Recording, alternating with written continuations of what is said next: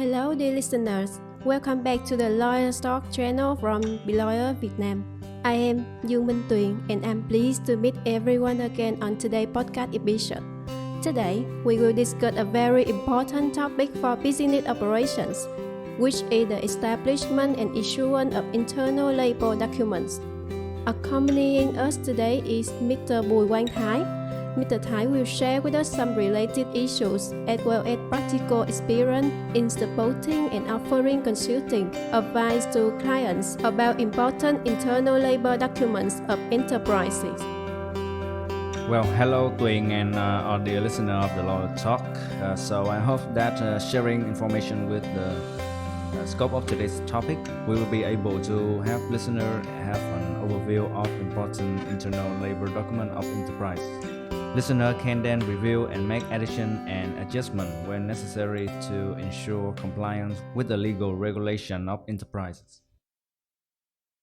During my course of work, I have found that there are many labor disputes, especially individual labor disputes between employee and employer. Although the current labor legal corridor is relatively complete and clear, as well as separate the rights and obligations of the parties in the labor relationship, as well as establish mechanisms to resolve problems that arise during the process of establishing, implementing, and terminating labor relationships, or arise from relationship directly related to labor relationship. So, Mr. Thai, according to your view, what is the cause of these disputes? In practice, individuals' labor disputes are very diverse. In my opinion, most of these disputes arise because employers do not fully understand their own rights and obligations in the labor relationship, leading to two common problems. First of all, there is no guarantee of compliance with relevant current law. And the second, it is not possible to establish and specify internal document within the scope of the law as a basis for solving problems that arise. Therefore, to minimize labor disputes and protect their rights, employer needs to pay attention to establishing a complete internal documentation system according to the provision of law. When mentioning internal documents related to labor, I think that I, as well as many other people, immediately think of internal labor regulations because this is an important document that stipulates the code of conduct that employees need to comply with when working for employers. Accordingly, internal labor regulations are the basis for employers to handle labor disputes and compensate for damages according to responsibility regime for employees who commit violations. The main and mandatory content of internal labor regulations is clearly presented in current legal documents for employers to refer to and implement accordingly. However, I have found that many enterprises have problems in complying with the establishing and issuing process. So, Mr. Thai, can you summarize a few notices related to this issue for our listeners? Of course, doing just like you just said, the regulation on the process of establishing and issuing internal labor regulation are scattered in different laws, making it easy for employers to miss them. Accordingly, the issuance of internal labor regulation is only mandatory for employers employing at least 10 employees, and enterprise will be fined for administrative violation of up to 20 million Vietnam đồng if they do not establish and issue internal labor regulation in this case. If employing less than 10 employees, employers are not required to issue written internal labor regulation, but shall agree on the content of labor discipline and responsibility in the labor contract. Before issuing internal labor regulation or amending or supplementing internal labor regulation, employees shall consult with the representative organization of employees at the workplace where such an organization exists and organize dialogue according to current law and grassroots level democracy regulation at the workplace. Within 10 days from the day of issuance of internal labor regulation, employers shall submit an application to register internal labor regulation at the specialized labor authority under the provincial people of committee where the employer register their business. In addition, after issuing, the employer shall send a notice to the representative organization of employees at the workplace and notify all employees as well as post it in necessary place in the workplace. Thank you, Mr. Thai, for your complete and clear notice related to internal labor regulations. In the content that Mr. Thai has just said, I have heard about grassroots level democracy regulations, and it is often referred to more briefly as democracy regulations. I found that this is a document that is quite unfamiliar to enterprise, even though it is a mandatory document according to labor laws and plays an important role in the basics for implementing the provision of dialogue and implementing democracies at the grassroots at the workplace. Yes, of course, the issue of democracy regulation has some similarity with internal labor regulation. Accordingly, the employer are only required to issue democracy regulation for the use of at least 10 employees, and enterprise will be fined for administrative violation of up to 20 million Vietnam đồng if they do not establish and issue democracy regulation in this case. Democracy regulation includes content about the employees' rights to know, to participate in, to supervise and decide for themselves. Democracy regulation also stimulate content, participant, time, and method of organizing dialogue at the workplace and employees' conference according to the provision of law. Accordingly, democracy regulation truly affects many of the work and labor related process of employers. However, in practice, I have found that many enterprises do not know or intentionally ignore this document. Accordingly, if listeners fall into this situation, you need to quickly consider implementing appropriate establishment and issuance to avoid any further consequences.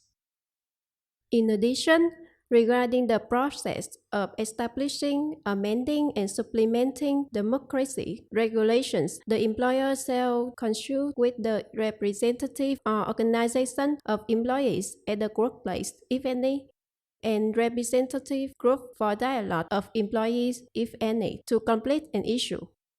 Yes, thank you for doing for supplementing.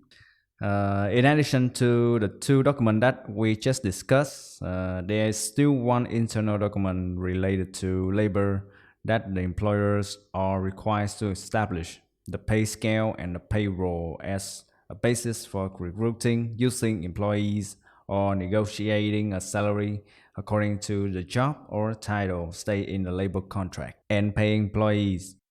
The employer will be fined for administrative violation of up to 20 million Vietnam đồng if they do not establish a pay scale and payroll in this case. When establishing pay scale and payroll, the employer shall consult with the representative organization of employees at the workplace for place where such organization exists and organize a dialogue in accordance with current law and democracy regulation, similar to establishing internal labor regulation. The pay scale and payroll shall be also publicly announced by the employers at workplace before implementation. In addition to mandatory documents for the employers, in this podcast episode, we also want to share with the listener about two other labor documents. Although they are not mandatory, they still play a very important role in business management activities and will bring high risk liability arising if the employers are not careful in establishment and application. The first document is collective labor agreement, which is an agreement reached through collective bargaining and signed in writing by the involved parties stipulating working conditions, regimes, and labor benefit for employees. The content of collective labor agreements shall not be contrary to provision of law and should be encouraged to be more beneficial to employees than prescribed by law. Regarding the process of signing collective labor agreements, I wonder if there is anything different from the previously mentioned documents, Mr. Thai? Yes, with the characteristic of recording the agreement between employers and the employees, the draft collective labor agreement negotiated by the parties shall be approved by all employees in the enterprise. And the collective labor agreement can only be signed when more than 50% of the employees of the enterprise vote in favor.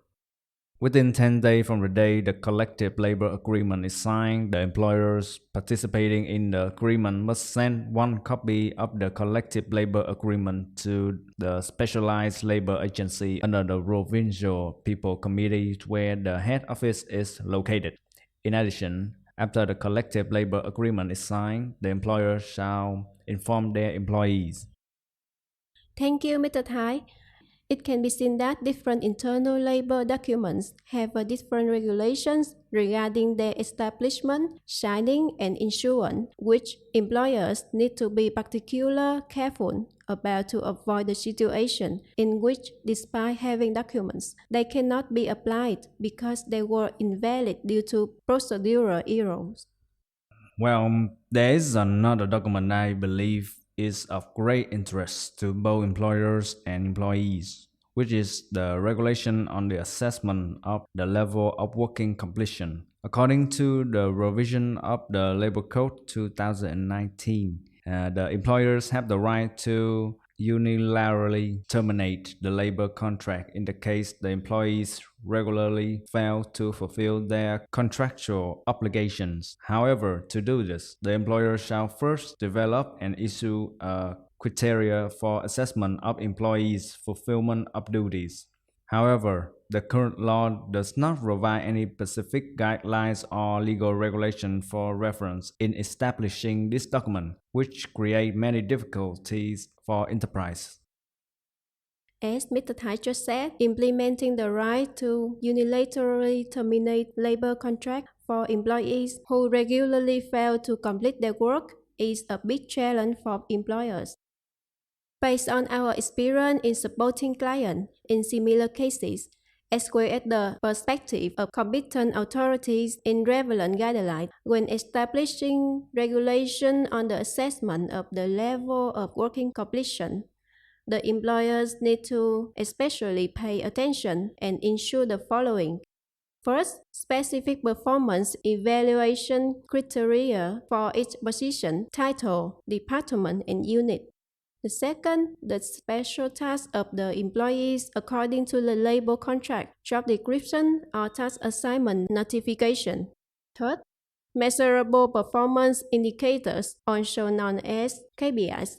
And finally, the process and method for evaluating the employee performance. And as other document, employers need to ensure the issuance process system according to the provision of law to ensure the effectiveness of the regulation on the assessment on the level of working completion. Accordingly, the employers shall consult with the representative organization of employees at the workplace where such an organization exists and conduct dialogue in accordance with current law regulation and democracy regulation before issuing regulations on the assessment of the level of working completions. Thank you, Mr. Thai. I believe that this helpful discussion of the 5 internal labor documents has provided listeners with a comprehensive overview. Well, once again, thank Tuyen and thanks dear listener for your attention. Goodbye and see you again.